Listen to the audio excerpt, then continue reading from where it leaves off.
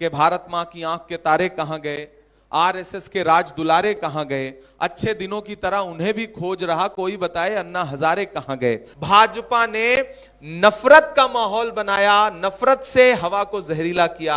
आम आदमी पार्टी ने प्रदूषण से हवा को जहरीला किया। इस देश में नफरत का सबसे ज्यादा शिकार कौन है?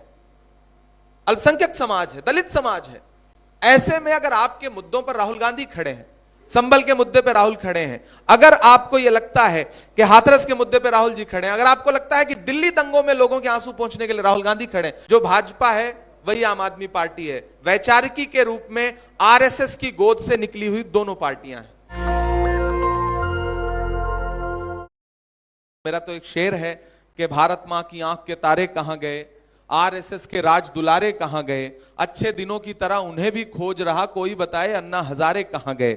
वो बहुत दिन से नजर नहीं आ रहे थे और इस बीच अगर निकल के आए हैं और उन्होंने कोसा है आम आदमी पार्टी को, तो इससे भी जाहिर होता है कि जिस तरह से शुचिता और पवित्रता के उच्चतम मानदंड पर खड़े होकर के इन लोगों ने देश के सामने लोकपाल और स्वच्छ राजनीति का वादा किया था, उसको खुद उनके पितामह जो है वो लगातार कोस रहे हैं। इससे भी पता चलता है कि कितने बड़े बहुरूपियों की पार्टी है आम आदमी पार्टी।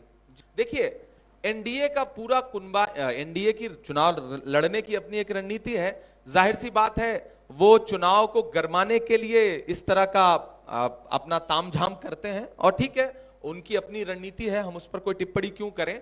हम एक बात जरूर कह रहे हैं कि पूरी कांग्रेस पार्टी बहुत मजबूती के साथ इस चुनाव को लड़ रही है और यही वजह है कि आप देखिए पार्टी का हर बड़ा नेता प्रचार में उतरा हुआ है। दिन में हम 3-3, 4-4 सभाएं मैं स्वयं कर रहा हूं। राहुल जी लगातार लोगों के बीच में जा रहे हैं। अभी उन्होंने दलितों से संवाद किया, चिंतकों से संवाद किया और जो सवाल उन्होंने खड़े किए उस पर बहुत जबरदस्त रिस्पांस मिल रहा है। अल्पसंख्यक समाज के बीच में मैं जाकर के जिस तरह से मुद्दे उठा रहा हूं उनका बहुत अच्छा रिस्पांस मिल रहा है। कुल मिलाकर के हमें हमारे सवाल बहुत जायज हैं और दिल्ली की जनता एक बात जरूर मान रही है कि शीला दीक्षित जी ने जितने फ्लाईओवर बनवाए थे, शीला जी ने जितने मेट्रो स्टेशन बनवाए थे, डॉक्टर मनमोहन सिंह साहब के टाइम पे जितने काम हुए थे, दिल्ली में रंग रोगन के अलावा उससे ज्यादा कुछ भी नहीं हुआ। ट्रैफिक जाम इतना ज्यादा है कि ना पूछिए। केजरीवाल जी की खांसी सही हो गई, पूरी दिल्ली खांस रही है। प्रदूषण इतना ज्यादा है। भाजपा ने नफरत का माहौल बनाया, नफरत से हवा को जहरीला किया। आम आदमी पार्टी ने प्रदूषण से हवा को जहरीला किया। दोनों बराबर के गुनहगार हैं दिल्ली को बर्बाद करने में। दिल्ली की जनता को दोनों से बदला लेना है। पूर्व में हमने बड़ी उदारता दिखाई है। राहुल गांधी जी एक ऐसे व्यक्ति का नाम है, कांग्रेस पार्टी एक ऐसी पार्टी है जिसने लोकतंत्र और संविधान को बचाने के लिए अपना भी नुकसान करके उदारता दिखाई है पूर्व के चुनाव में। अब हम अपने पूर्व में जो किए गए काम थे, हमारे नेताओं की जो विरासत है, उनको लेकर के दिल्ली के चुनाव में है और इतनी घबराई हुई आम आदमी पार्टी है कि उसको उत्तर प्रदेश से अपने दोस्तों को बुलाना पड़ रहा है, बंगाल से दोस्तों को बुलाना पड़ रहा है। इससे हमारी सेहत पे कोई फर्क नहीं पड़ता। मैं किराड़ी गया चुनावी सभा करने के लिए, उसके एक दिन बाद 2 दिन बाद उन्हें अखिलेश यादव जी को वहां ले जाना पड़ा। मैं जंगपुरा गया, बाद में उन्हें अपने सांसदों को ले जाना पड़ रहा है। धर्मेंद्र यादव जी वहां जा रहे हैं, तो ठीक है, वो मित्रता निभा रहे हैं। हम अकेले इस स्थिति में हैं कि हम दिल्ली में बहुत मजबूती से चुनाव लड़ रहे हैं। हमारा कार्यकर्ता जो पूर्व में गठबंधन से दिल्ली में कहीं ना कहीं थोड़ा सा सुस्त हो गया था, वो बहुत मजबूत होकर के दिल्ली में चुनाव लड़ा रहा है। हमारा कैडर खड़ा हुआ है और एक बार फिर से हम शीला दीक्षित जी वाली दिल्ली वासियों को देने का वादा कर रहे हैं और लोग हम पर भरोसा जता रहे हैं।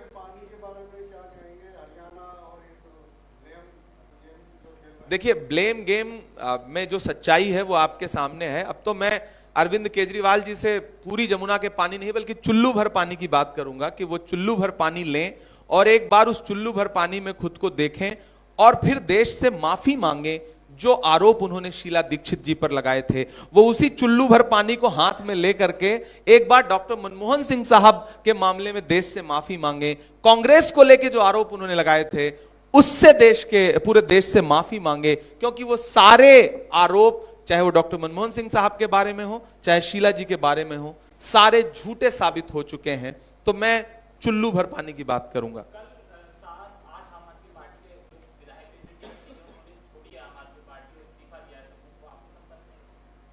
नहीं, वो आपको ज्यादा जानकारी होगी कि किसके संपर्क में है, क्योंकि मीडिया का ये काम है। हमारे यहाँ जो ज्वाइनिंग हुई है, हम किसी को चोरी छुपे तो ज्वाइन कराते नहीं, हम खुलेआम ज्वाइन कराते हैं। जो हमारे यहाँ आता है और अगर उसकी वैचारिकी, उसकी विचारधारा कांग्रेस पार्टी से मेल खाती है और लोकतंत्र और संविधान में विश्वास रखता है, तो हम जिसे ज्वाइन कराते हैं आपके सामने कराते हैं। तो वो आप पता करेंगे वो किसके संपर्क में है और उन्होंने क्यों छोड़ी। जी,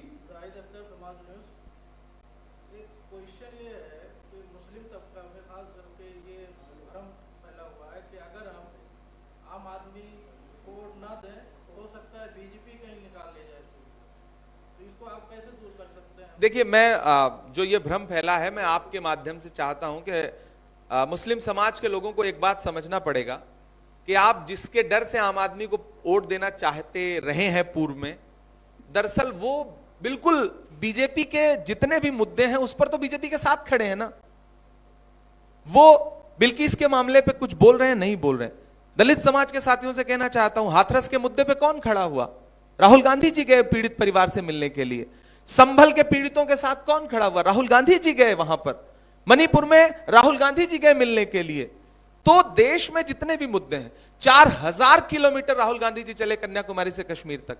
अरविंद केजरीवाल कभी नफरत के खिलाफ 4 कदम चले हो तो बताइए? 4000 किलोमीटर राहुल गांधी जी चले। इस देश में नफरत का सबसे ज्यादा शिकार कौन है? अल्पसंख्यक समाज है, दलित समाज है।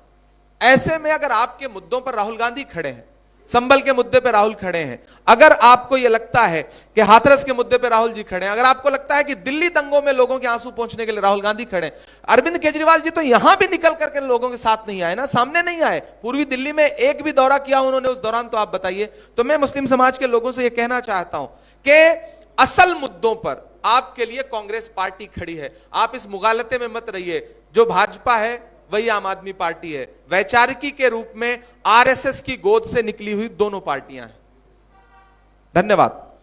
नेशनल दस्तक की आपसे गुजारिश है कि अगर इसको बचाना चाहते हैं तो नेशनल दस्तक को सब्सक्राइब करने के लिए रेड कलर के सब्सक्राइब बटन को दबाएं, फिर बेल आइकन की घंटी दबाएं। नेशनल दस्तक को बचाने के लिए बहुत जरूरी है कि हर खबर को शेयर करें, लाइक करें, कमेंट जरूर करें।